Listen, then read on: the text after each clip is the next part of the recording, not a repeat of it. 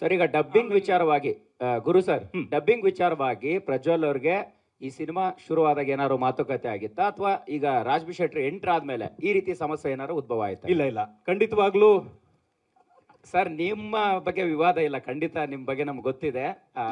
ಆ ರೀತಿ ಅಲ್ಲ, ಅಂದ್ರೆ ಈಗ ಒಬ್ಬ ಆರ್ಟಿಸ್ಟ್ ಆಗಿ ಹೇಳ್ತಾರೆ. ಗುರು ಸರ್ ದಯವಿಟ್ಟು ಅದು ಕ್ಲಾರಿಟಿ ಹೇಳಿ. ಖಂಡಿತವಾಗ್ಲೂ ಇಲ್ಲ, ಯಾಕಂದ್ರೆ ಅವ್ರಿಗೆ ಮುಂಚಿತವಾಗ್ಲೂ ಗೊತ್ತಿತ್ತು.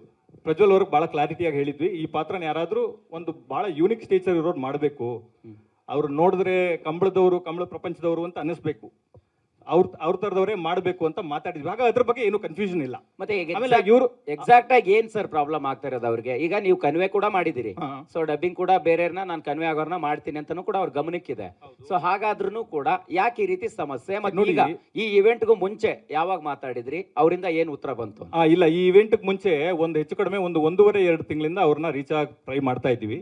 ಅವರು ಶೂಟಿಂಗ್ ಅಲ್ಲಿ ಇದ್ದಾರೆ, ಬಿಸಿ ಇದ್ದಾರೆ, ಸಿಗ್ತಾರೆ ಅಂತ ನಮಗೆ ಕಮ್ಯುನಿಕೇಟ್ ಆಗ್ತಾ ಇದೆ.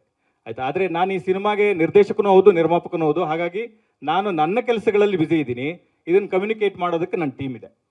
ಅವ್ರು ಕಮ್ಯುನಿಕೇಟ್ ಮಾಡ್ತಾ ಇದ್ದಾರೆ, ಅವ್ರು ಬಿಸಿ ಇದ್ದಾರೆ, ಸಿಗ್ತಾರೆ, ಹೇಳ್ತಾರೆ ಅಂತ ಅವರ ಮ್ಯಾನೇಜರ್ ನಮಗೆ ಕಮ್ಯುನಿಕೇಟ್ ಮಾಡ್ತಾ ಇದ್ರು. ಆದ್ರೆ ಈ ಸಮಸ್ಯೆ ನಿನ್ನೆ ರಾತ್ರಿವರೆಗೂ ಇರಲಿಲ್ಲ.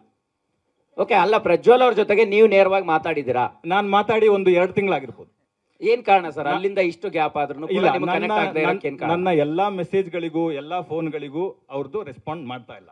ಏನಾದ್ರೂ ಸಮಸ್ಯೆ ಇದ್ರೆ ಮಾತಾಡಿ ಅದನ್ನ ಸರಿ ಮಾಡ್ಕೊಳ್ಳೋಣ ಅಂತ ಬಹಳ ಸಾರಿ ಪ್ರಯತ್ನ ಪಟ್ಟಾಗ್ಲೂ ಅವರು ಫೋನ್ಗೆ ಸಿಗ್ತಾ ಇಲ್ಲ. ಆಗಿದೆ ಅನ್ಸುತ್ತೆ ಸರ್ ನಿಮ್ಗೆ ಇವತ್ತಿನ ಈ ಬೆಳವಣಿಗೆ ನೋಡಿದ್ರೆ ಉದ್ದೇಶ ಪೂರ್ವಕವಾಗಿ ಆಗಿದೆ ಅಂತ ಅನಿಸ್ತಾ ಇದೆಯಾ? ಇರ್ಬೋದು.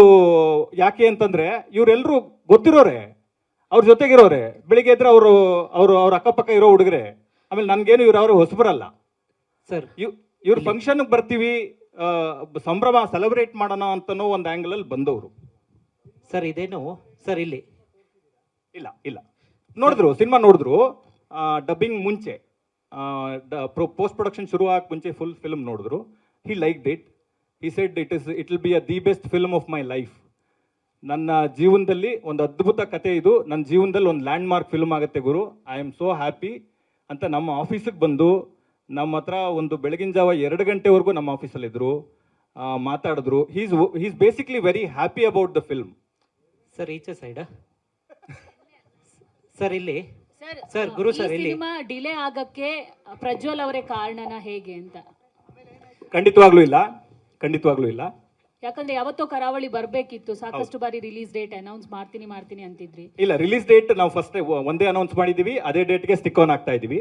ಡಿಲೇ ಆಗೋದಕ್ಕೆ ಖಂಡಿತವಾಗ್ಲೂ ಅವ್ರ ಕಾರಣ ಅಲ್ಲ. ಡಿಲೇ ಆಗೋದಕ್ಕೆ 100 ಕಾರಣ ಇದೆ. ಅದೇನು ಅಂತಂದ್ರೆ, ಒಂದು ಈ ತರದ ಒಂದು ಬ್ಯಾಕ್ ಡ್ರಾಪ್ ಇರೋ ಫಿಲ್ಮ್, ಐ ಆಮ್ ಶೋರ್ ನಿಮ್ಗೆ ಟ್ರೈಲರ್ ನೋಡಿದಾಗ ನಿಮ್ಗೆ ಗೊತ್ತಾಗುತ್ತೆ. ಯಾಕೆ ಅಂತಂದ್ರೆ ಇದರಲ್ಲಿ 100 ಕೋಣಗಳಿದಾವೆ, ಕಂಬಳಗಳಿದಾವೆ, ಜನ ಇದ್ದಾರೆ. ಪ್ರತಿ ಫ್ರೇಮಲ್ಲೂ ಎಷ್ಟು ಎಫರ್ಟ್ ಇದೆ ಅಂತ ಐ ಆಮ್ ಶೋರ್ ನಿಮ್ಗೆಲ್ಲ ಕಾಣಿಸ್ತಿದೆ. ಅದರ ಮೇಕಿಂಗ್ ಪ್ರಾಸೆಸ್ ಟೈಮ್ ತಗೋತೆ ಹೊರತು ಪ್ರಜ್ವಲ್ ಅವ್ರು ಯಾವುದೇ ಕಾರಣಕ್ಕೂ ಟೈಮ್ ತಗೊಳ್ಳಿಲ್ಲ. ರಾಜ್ ಸರ್